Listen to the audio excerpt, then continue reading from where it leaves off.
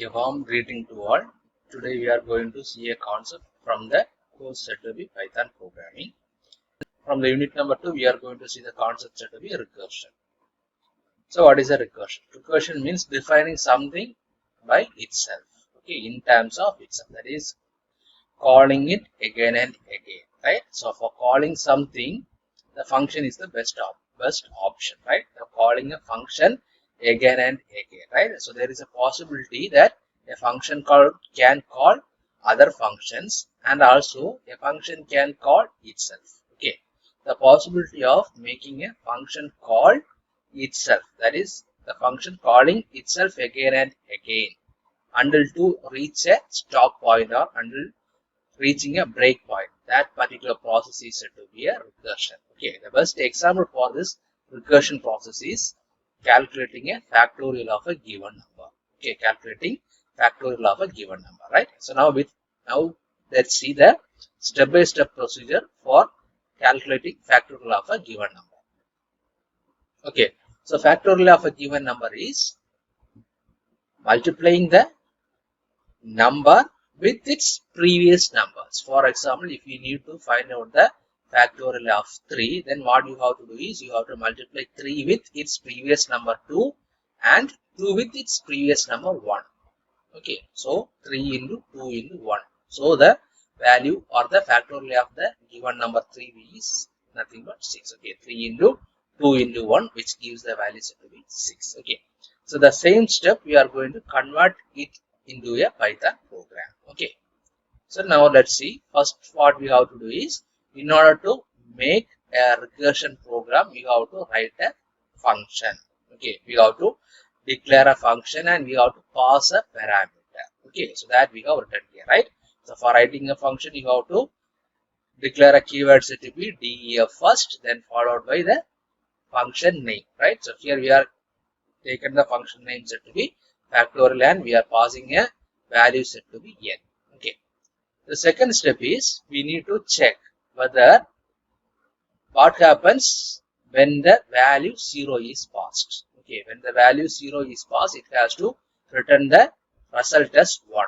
Okay, that we are writing here. Okay, so if n is equal to 0, it should return the value to be 1. Okay, so this is the step where the 0th calculation has to be done. The calculation for the values to be 0 to be done. Okay, so next, if you are giving the values apart from 0, what should be done? Okay, if you are giving values apart from 0, what has to be done, right? So that we have written in else part. Okay, so in the else part you can see we are giving the variable set to be recurse, which is equal to factorial of n minus 1. I told you already we have to multiply the number or the value with its previous number until it reaches 0 or 1. Okay, so here what we have to do is we have to decrement the value by 1. Okay, so you have to decrement the value by 1 and then that has to be multiplied, right? So here recurse equal to factorial of n minus 1 and result equal to n into recurse. Okay, so here the recurse value is n minus 1. So with the value of n, the n minus 1 value will be multiplied. Okay, so like this it will be going on until it reaches the end point set to be 0 or 1. Okay, and finally the result will be returned to you.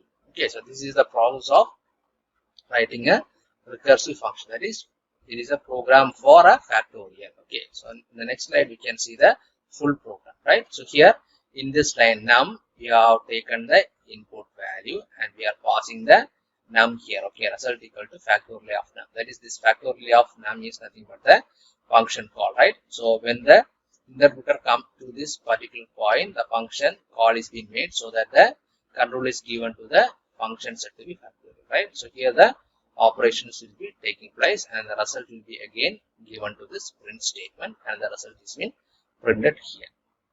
Okay. Next, you can see a example of Fibonacci series. Okay, so Fibonacci series means adding the number with the next number. Okay, so here you can see the program, right? So this is the program for the Fibonacci series, right? Define Fibonacci of n. If n equal to 0, it has to return the value to be 0, and if n is equal to 1, it has to return the value 1, or else it has to return the Fibonacci value, right? It's n minus 1 plus n minus 2, like this it has to go on. Okay, so checking the type, right? So we have written the program still now. We have seen the program that we are passing a value, right? So we are only passing the case of integer value around, right? So what happens if a floating point value is given? Okay, what happens if a floating point value is given, right? So if a floating point value is given, it will return an error to us. Okay, if you are giving a floating point value and we have not declared or we have not written any statement for calculating the floating point value. So what will be happening? It will return a error message to you. Okay. So here the explanation is given here, right? So here the possibility of eradicating this error is you have to declare the factorial function to work with the floating point, or else we have to check it by using some functions. Okay, so here we can go for the second option, that we can use a built-in function set to be is instant. Okay, is instant, right? So that built-in function will check the value. Okay, whatever value we are passing, it will check whether it is integer or not.